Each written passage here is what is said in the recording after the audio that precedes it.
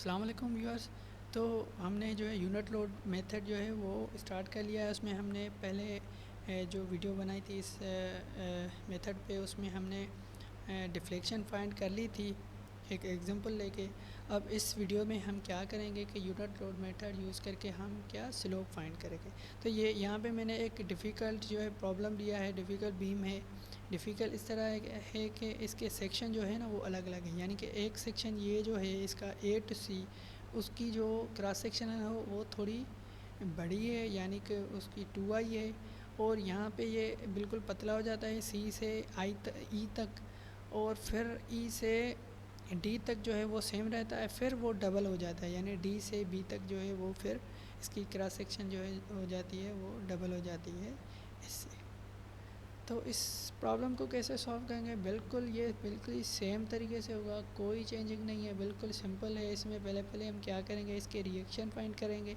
Reaction simply हम engineering mechanics वाला जो प्रोसीजर होता है जिसमें हम रिएक्शन निकालते थे, वैसे ही हम इसके रिएक्शन फाइंड करेंगे। ये मैंने निकाल दिए हैं इसके रिएक्शन, ठीक है। जब रिएक्शन निकल गए तो फिर हम क्या करते हैं, इसके बाद हमारा क्या होता है कि हम उसकी जनरल मूवमेंट इक्वेशन बनाते हैं।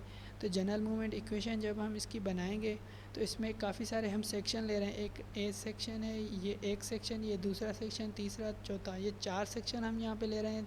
चारों सेक्शन की जनरल मूवमेंट इक्वेशन भी अलग अलग से बनेगी। और जब हम इसकी स्लोप फाइंड करेंगे, इसकी रोटेशन फाइंड करेंगे, तो उसके लिए भी हम सारे सेक्शन जो हैं उनकी अलग अलग कैलकुलेशन करेंगे। बट जिस पॉइंट पे हमें स्लोप चाहिए, तो उसी पॉइंट पे सिर्फ हम जो है वो यूनिट मूवमेंट लगाएंगे, ठीक है।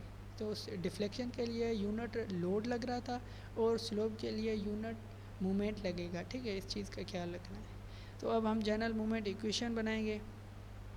जनरल मूवमेंट इक्वेशन ये हमने बना लिए हैं, यहाँ पे टेबल में मैंने डायरेक्ट लिख लिए हैं। जनरल ये पहले सेक्शन की है, ये दूसरे की, ये तीसरे की, ये चौथे की, ठीक है। ये जनरल मूवमेंट इक्वेशन बन गई है। अब हम क्या करेंगे, इसमें हमें सिर्फ जो है वो यहाँ पे स्लोप की बात कर रहे हैं, तो हम स्लोप पे आएंगे। तो स्लोप हमें कहाँ पे फाइंड करना है, कैलकुलेशन ऑफ स्लोप ऑफ ए, ठीक है। तो उस ए पॉइंट का जो है वो वहाँ पे हमें जो है वो स्लोप फाइंड करनी है। तो उसके लिए हम क्या कर रहा है कि draw new unloaded beam having only unit movement 8a। तो हमें एक अनलोडेड यहाँ पे बीम बनाएंगे, उस पर जस्ट हम जो ए है जहाँ पे हमें स्लोप फाइंड करनी है वहाँ पे यूनिट मूवमेंट लगाएंगे। या यहाँ पे जैसे ही यूनिट मूवमेंट लग गया, तो फिर हम सेम उसी तरीके से यहाँ पे रिएक्शन पहले फाइंड करेंगे। तो रिएक्शन ये 1/2 के आ गया, यहाँ पे 1/12 के आ गया, ठीक है। जब ये हमें मूवमेंट इसके जो हैं वो रिएक्शन मिल गए 1/12 माइनस का और 1/12 प्लस का, तो हम जनरल मूवमेंट इक्वेशन अब बनाएंगे इनकी, ठीक है, जिसको हम डिनोट कर रहे थे स्मॉल एम से, ठीक है। अब यहाँ पे हम क्या करेंगे, इसकी जो है हर सेक्शन की जनरल मूवमेंट इक्वेशन बनाएंगे, जो हमने टेबल में लिख लिए हैं, सारे रफ नहीं किया। तो ये जो स्मॉल एम यहाँ पे जो इसमें ये सिंबल लगी हुई है, ये किसको डिनोट कर रही है, स्लोप के लिए, ठीक है। तो स्लोप के लिए जब पहले सेक्शन की ये इक्वेशन हमने मूवमेंट की इक्वेशन बनाई यूनिट मूवमेंट पे, वो पहले सेक्शन की ये बन रही है, दूसरे की ये, तीसरे की ये और चौथे की ये, ठीक है। अब जब हमें ये इक्वेशंस मिल गई, तो अब हम क्या करेंगे, यूनिट लोड मेथड वाली इक्वेशन जो है वो लगा के, और यहाँ जो है इस बीम की हम क्या ए पॉइंट की स्लोप फाइंड करेंगे, ठीक है। तो डायरेक्ट हम चले जाते हैं कैलकुलेशन की तरफ। तो ये इक्वेशन थी, ठीक है, ये कैपिटल एम, ये स्मॉल एम, और ये इंटीग्रेशन ए से बी तक। अब जब हम इसके सेक्शन देख रहे हैं, तो पहले सेक्शन में इसकी जो हमें लिमिट मिली हुई है वो कितनी है, 0 से 4 फीट, ठीक है। अब 0 से 4 लिखा हमने, ठीक है, पहले में। दूसरे सेक्शन में 0 to 2 है, तीसरे सेक्शन में हमारे पास क्या है, 0 से 2 है, और चौथे सेक्शन में क्या है, 0 से 4 है। देख सकते हैं आप यहाँ पे 0 से 4, 0 से 2, 0 से 2 और 0 से 4।